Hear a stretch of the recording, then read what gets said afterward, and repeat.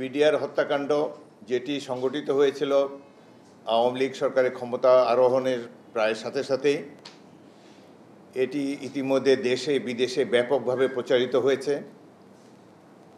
কিন্তু যে নারকীয় হত্যাকাণ্ডের পেছনে কারা রয়েছে, কিভাবে এটি সংগঠিত হয়েছে এবং এতে সরকারের এবং বিদেশি শক্তির কোনো সংশ্লিষ্টতা ছিল কিনা এ সম্পর্কে সব কিছু এখনও ধোঁয়াশাই রয়ে গিয়েছে।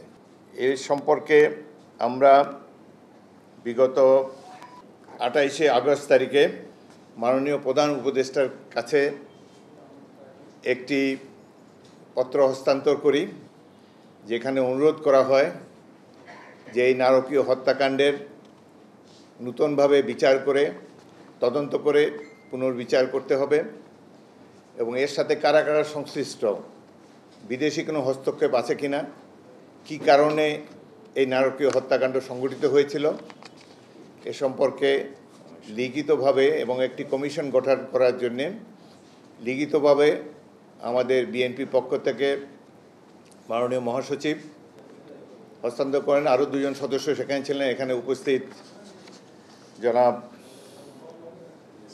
সালাউদ্দিন এবং জনাব আমির খসরু। এই তিনজনের সমন্বয়ে গঠিত প্রতিনিধি দল এ সম্পর্কে আলাপ আলোচনা করার পর তারা একটি স্মারকলিপি হস্তান্তর করেন প্রধান উপদেষ্টার কাছে এবং আমরা অত্যন্ত আনন্দিত যে অতি অল্প সময়ের মধ্যেই প্রধান উপদেষ্টার সম্মতি নিয়ে স্বরাষ্ট্র উপদেষ্টা এই নারকীয় হত্যাকাণ্ডের পুনর্বিচার, পুনঃতদন্ত এবং নূতনভাবে এর কার্যক্রম সমাপ্ত করার জন্য উদ্যোগ গ্রহণ করেছেন। সেজন্য আমরা বর্তমান অন্তর্বর্তীকালীন সরকারকে আন্তরিক ধন্যবাদ জানাচ্ছি। বিডিআরের এই হত্যাকাণ্ডটি এতই মর্মান্তিক যে সম্পর্কে আমাদের বলতেও আমরা শিহরিত হয়ে উঠি। 57 জন সামরিক কর্মকর্তা, যারা দেশের বাংলাদেশ সেনাবাহিনীর সবচেয়ে চৌকস কর্মকর্তা ছিলেন, এবং 11 জন বেসামরিক নাগরিককেও হত্যা করা হয়েছে এই কার্নেজে। এই বিদ্রোহের তৎকালীন মহাপরিচালক জেনারেল শাকিল আহমেদ সহ এই মেধাবী কর্মকর্তাবৃন্দ এবং 17 জন বেসামরিক লোককে নৃশংসভাবে হত্যা করা হয়। পিলখানার অভ্যন্তর থেকেই 38 জন সেনা কর্মকর্তার লাশ উদ্ধার করা হয়। নির্মোহ এবং উন্মুক্ত তদন্ত হলে এই সংখ্যা আরও বৃদ্ধি পেতে পারে। সরকার গঠনের শুরুতেই দেশপ্রেমিক সেনা এর প্রধান কারণ কী ছিল?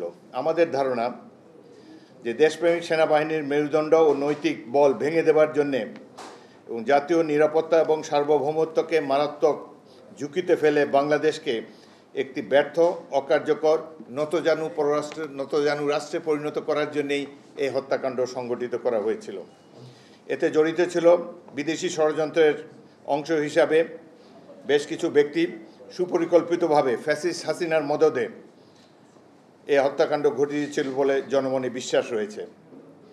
এই হত্যাকাণ্ডে তৎকালীন সরকার শেখ হাসিনা ছাড়াও সেনাপ্রধান মইনুল আহমেদ, শেখ ফজলে নূর তাপস, নূর আলম চৌধুরী লিটন, শেখ সেলিম, শেখ হেলাল, জাহাঙ্গীর কবির নানক, মির্জা আজম, হাসানুল্লাহ কিনু, সাহারা খাতুন সহ আরও অনেক আওয়ামী লীগের নেতৃবৃন্দ এবং তৎকালীন প্রধানমন্ত্রী শেখ হাসিনার ঘনিষ্ঠ আত্মীয়বর্গ জড়িত ছিলেন বলে জনমনের ধারণা রয়েছে। আমাদের মহান মুক্তিযুদ্ধেও এতজন অফিসার একসাথে নিহত হওয়ার কোনো নজির নাই। এবং এই হত্যাকাণ্ড যখন শুরু হয়, বিডিআর প্রধান জেনারেল শাকিল সেনাবাহিনী প্রধান এবং অন্যান্য গুরুত্বপূর্ণ কর্মকর্তাদেরকে টেলিফোনে সাহায্য পাঠাবার জন্য অনুরোধ করেছিলেন। তারা কেউই কর্ণপাত করেননি, কোনো ব্যবস্থা গ্রহণ করেনি। এই বিদ্রোহ অতি সহজেই দমন করা যেত। সামরিক বাহিনীর নিয়ম হলো যে কোনো অফিসার বা সামরিক বাহিনীর কোনো সদস্য যদি শোনে অমুক স্থানে একটি বিদ্রোহ সংগঠিত হয়েছে, তখন এই অফিসারের অবশ্য কর্তব্য সেই বিদ্রোহ দমন করার জন্য ব্যবস্থা গ্রহণ করা, এবং যদি এই বিদ্রোহ দমন করার জন্যে সেই অফিসার বা সদস্য কোনো কার্যকর পদক্ষেপ না নেন, তাহলে তাকেও এই বিদ্রোহের অ্যাকমপ্লিস হিসাবে ধারণা করে নেওয়া হবে এবং সেও ইকুয়ালি পানিশেবল একটা অফেন্স করেছে বলে আমরা ধরে নিয়ে থাকি।